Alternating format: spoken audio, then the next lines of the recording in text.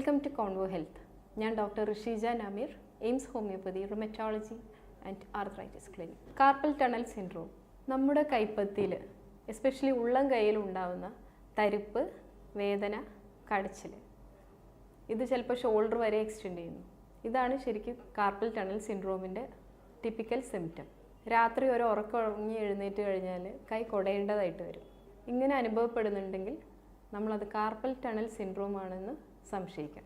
നമ്മുടെ സമൂഹത്തിൽ ഒരു 10-15% ആളുകൾ ഈ ഒരു ബുദ്ധിമുട്ട് അനുഭവിക്കുന്നുണ്ട്. ആക്റ്റീവായിട്ടുള്ള ഏജിൽ, അഥവാ ഒരു 30 മുതൽ 50 വയസ്സ് വരെയുള്ള ആക്റ്റീവ് ഏജിലാണ് ഇത് കൂടുതൽ കാണുന്നത്. റിസ്റ്റ് ജോയിൻറ്റിൻ്റെ അമിത ഉപയോഗം കൊണ്ടാണ് വരുന്നത്. കീബോർഡ് ആർട്ടിസ്റ്റ്, മ്യൂസിഷ്യൻസ്, പിന്നെ കീബോർഡ് മൗസ് ഉപയോഗിക്കുന്ന കമ്പ്യൂട്ടർ എഞ്ചിനീയർ, സോഫ്റ്റ്വെയർ ഫീൽഡിൽ വർക്ക് ചെയ്യുന്നവർ, പിന്നെ നമ്മുടെ വീട്ടമ്മമാർ ഒരുപാട് ജോലികൾ ചെയ്യുന്നു. ഈ റിസ്റ്റ് കൊണ്ടാണ് ചെയ്യുന്നത്. തേങ്ങ ചിരവുക, നമ്മൾ കറിക്ക് അരിയുന്നുണ്ട്, പാത്രം കഴുകുന്നുണ്ട്, ഹോൾഡ് ചെയ്യുന്നുണ്ട്, കുഞ്ഞുങ്ങളെ എടുക്കുന്നുണ്ട്. അപ്പോഴൊക്കെ ഈ കൂടുതൽ നമ്മൾ റിസ്റ്റാണ് വർക്ക് ചെയ്യുന്നത്. ഇങ്ങനെ ഓവറായിട്ട് റിസ്റ്റ് യൂസ് ചെയ്യുമ്പോഴാണ് ഈ കാർപ്പൽ ടണൽ സിൻഡ്രോം എന്നുള്ള ഈ കണ്ടീഷൻ വരുന്നത്. ഇവിടെ നമ്മുടെ റിസ്റ്റിൽ ഒരു ടണൽ പോലെയുള്ള സ്ട്രക്ചറാണുള്ളത്. അത് ഈ 5 വിരലുകളുടെ ബോൺസ്, പിന്നെ അതിനോടനുബന്ധിച്ചുള്ള ലിഗമെൻറ്റ്സ്, അത് അറ്റാച്ച് ചെയ്തിരിക്കുന്നത് സൈനോവിൽ ഷീത്ത്, ഇതൊക്കെ ഈ ടണലിനകത്തൂടെ പാസ് ചെയ്യുന്നു. നമ്മുടെ ടണൽ പോലെ ആണെന്ന് പറഞ്ഞല്ലോ, ഈ റിസ്റ്റിൽ ഇവിടെ ഒരു ടണൽ പോലെയുണ്ട്. അതിനകത്ത് ലിഗമെൻറ്റ്സിലൊക്കെ നീർക്കെട്ട് വരുമ്പോൾ ആ നീർക്കെട്ട് കാരണമാണ് നമ്മുടെ ഈ മീഡിയൻ നെർവ് പ്രസ് ആവുന്നത്.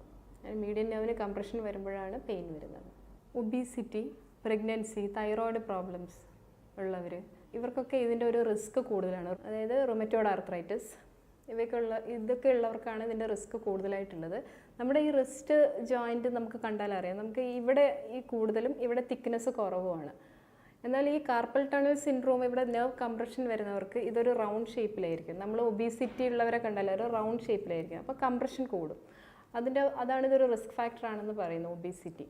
പിന്നെ ഡയബറ്റീസ് ഉള്ളവർക്ക് വരാം. പിന്നെ മെൻ്റൽ സ്ട്രെസ്സും ഒരു കാരണമാണ്. മെൻ്റൽ ആൻഡ് ഫിസിക്കൽ സ്ട്രെസ്സ്, അതും ഇങ്ങനെ ഒരു കാരണം. ഹെറിഡിറ്ററി മറ്റൊരു കാരണമാണ്. ഇതിലുള്ളവർക്കൊക്കെ നമ്മൾ കൂടുതലായിട്ട് കാർപ്പൽ ടണൽ സിൻഡ്രോം കണ്ടുവരുന്നുണ്ട്.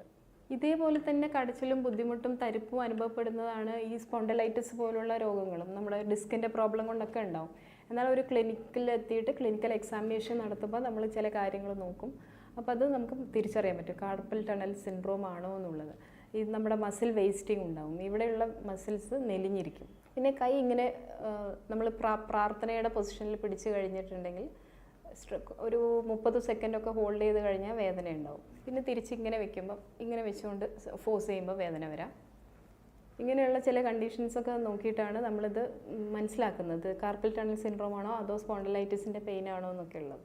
ഈ വേദനയും കടച്ചിലും അനുഭവപ്പെടുന്നത് പോലെ തന്നെ പിന്നെ കുറച്ച് കഴിഞ്ഞ് സിവിയറായിട്ട് നമുക്ക് പത്രം ഹോൾഡ് ചെയ്യുമ്പോൾ, അല്ലെങ്കിൽ ഒരു പാത്രം പിടിക്കുമ്പോൾ നമുക്കൊരു സെൻസേഷൻ ഇല്ലാത്ത പോലത്തെ, ഒരു സ്പർശനം അറിയാത്തൊരവസ്ഥ വരും. ഈ നെർവ്സ് ബ്ലോക്കായിട്ട് കിടക്കുകയാണ്. അപ്പോൾ ഈ നെർവ്സ് കൊണ്ട് ചെയ്യുന്ന, ഈ ഭാഗങ്ങൾ കൊണ്ട് ചെയ്യുന്നതൊക്കെ നമുക്ക് അറിയാൻ കുറച്ച് ബുദ്ധിമുട്ടായിരിക്കും. സ്പർശന ശേഷി കുറവായിരിക്കും. നമ്മളെ കയ്യിൽ നിന്ന് പാത്രം അറിയാതെ വീണ് പോകും, പാത്രം കഴുകിക്കൊണ്ടിരിക്കുമ്പോൾ സ്ലിപ്പായി വീഴുക, ഇങ്ങനെയൊക്കെയുള്ള സിംറ്റംസ് ശ്രദ്ധയിൽപ്പെട്ടാൽ അത് ഒന്ന് കൺഫേം ചെയ്യണം. വീട്ടിൽ വെച്ച് തന്നെ നമുക്കത് ചെറിയ ടെസ്റ്റുകൾ ചെയ്ത്, ഞാൻ പറഞ്ഞ പോലെ ഈ ഫോഴ്സ് ചെയ്തിട്ട് പെയിൻ ഉണ്ടോ എന്ന് നോക്കിയിട്ട് അത് നമുക്ക് മനസ്സിലാക്കി കഴിഞ്ഞാൽ നമ്മളത് ട്രീറ്റ്മെൻറ്റ് എടുക്കുന്നത്, എത്രയും പെട്ടെന്ന് ഒരു ട്രീറ്റ്മെൻറ്റ് എടുത്തു കഴിഞ്ഞാൽ അത് സിമ്പിളായിട്ട് നമുക്ക് സർജറിയിലേക്കും മറ്റും പോവാതെ, ഇനി ഇൻ കേസ് സർജറി ചെയ്യേണ്ടി വന്നാൽ അത് വീണ്ടും തിരിച്ചു വരുന്നതായിട്ട് കാണുന്നുണ്ട്. ഒരു ഇയറൊക്കെ കഴിയുമ്പോഴേക്കും വീണ്ടും പേഷ്യൻസ് വരും, സർജറി കഴിഞ്ഞതായിരുന്നു, വീണ്ടും അതേ സിംറ്റംസ് തന്നെ, തരിപ്പ് തന്നെ അനുഭവപ്പെടുന്നു എന്ന് പറഞ്ഞിട്ട്.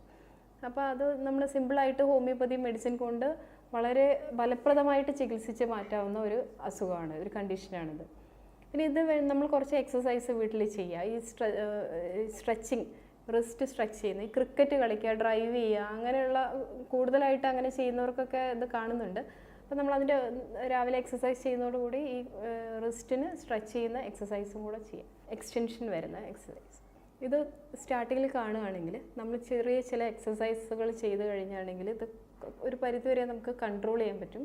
വെയിറ്റ് കുറയ്ക്കുക, തൈറോയ്ഡ് പ്രോബ്ലംസ് കൺട്രോൾ ചെയ്യുക, റുമറ്റോയ്ഡ് ആർത്രൈറ്റിസിൻ്റെ സിംറ്റംസ് ഉണ്ടെങ്കിൽ റുമറ്റോയ്ഡ് ആർത്രൈറ്റിസ് ആണോ എന്നുള്ളത് കൺഫേം ചെയ്ത് അത് ട്രീറ്റ് ചെയ്യുക. പിന്നെ പ്രഗ്നൻസി റിലേറ്റഡ് ആണെന്നുണ്ടെങ്കിൽ അതിനുള്ള ട്രീറ്റ്മെൻറ്റ് എടുക്കുക. അങ്ങനെ നമ്മൾ ഹോർമോൺ റിലേറ്റഡ് ആണെങ്കിൽ ആ ട്രീറ്റ്മെൻറ്റ് എടുക്കുന്നതോടൊപ്പം ചില എക്സസൈസുകളും കൂടെ ചെയ്യാം. പെയിൻ കുറയ്ക്കാൻ വേണ്ടി നമ്മൾ മരുന്ന് കഴിക്കാം, അതോടൊപ്പം തന്നെ കുറച്ച് എക്സസൈസും കൂടെ ചെയ്യാം. നമ്മളെ ഇവിടെ കൈ ഇവിടെ ഫോഴ്സ് ചെയ്തുകൊണ്ട് നമ്മൾ പ്രസ് ചെയ്തിട്ട് ഇവിടെ ഫോഴ്സ് കൊടുത്തിട്ട് മുമ്പോട്ട് ആഞ്ഞിട്ട് ഇവിടെ റിസ്റ്റ് ജോയിൻറ്റിന് ഫോഴ്സ് കൊടുക്കുന്ന രീതിയിൽ എക്സ്റ്റെൻഡ് ചെയ്യാം. പിന്നെ നമ്മുടെ ഈ വിരലുകൾ ഇങ്ങനെ ചെറിയ എക്സസൈസുകളൊക്കെ ചെയ്ത് കഴിഞ്ഞാൽ ഇതിന് കുറച്ച് ആശ്വാസം കിട്ടുന്നതാണ്. ഇത് കൂടുതൽ സർജറിയിലേക്കും മറ്റു കോംപ്ലിക്കേഷൻസിലേക്കും ഒന്നും പോകാതെ നമുക്ക് ഹോമിയോപ്പതി മരുന്നുകൾ ഉപയോഗിച്ചിട്ട് ഇതിന് ആശ്വാസം ഉണ്ടാക്കാവുന്നതാണ്. ഈ കാർപ്പൽ ടണൽ സിൻഡ്രോമിൻ്റെ സിംറ്റംസ് കുറയ്ക്കാനായിട്ട്, വേദന എന്നുള്ള കുറച്ച് ബുദ്ധിമുട്ട് കുറയ്ക്കാനായിട്ട് നമുക്കിത് വീട്ടിൽ ചെറിയ ചില കാര്യങ്ങൾ ചെയ്യാം. നമ്മൾ ആദ്യം തണുത്ത വെള്ളത്തിൽ കൈ മുക്കി വെക്കുക, പിന്നീട് ഒരു ഇളം ചൂടുള്ള വെള്ളത്തിൽ ഉപ്പിട്ടിട്ട് പിന്നീട് ഇത് രണ്ടും മാറി മാറി ചെയ്തുകൊണ്ടിരുന്നാൽ കുറച്ച് ആശ്വാസം കിട്ടുന്നതാണ്. അതോടൊപ്പം തന്നെ നമ്മൾ ഏറ്റവും അടുത്തുള്ള ഒരു ഡോക്ടറെ കണ്ട് ട്രീറ്റ്മെൻറ്റ് എടുക്കുകയാണെങ്കിൽ ഇത് കോംപ്ലിക്കേഷൻസിലേക്കൊന്നും പോവാതെ നമുക്ക് കൺട്രോൾ ചെയ്യാൻ പറ്റും. അടുത്തൊരു വിഷയവുമായി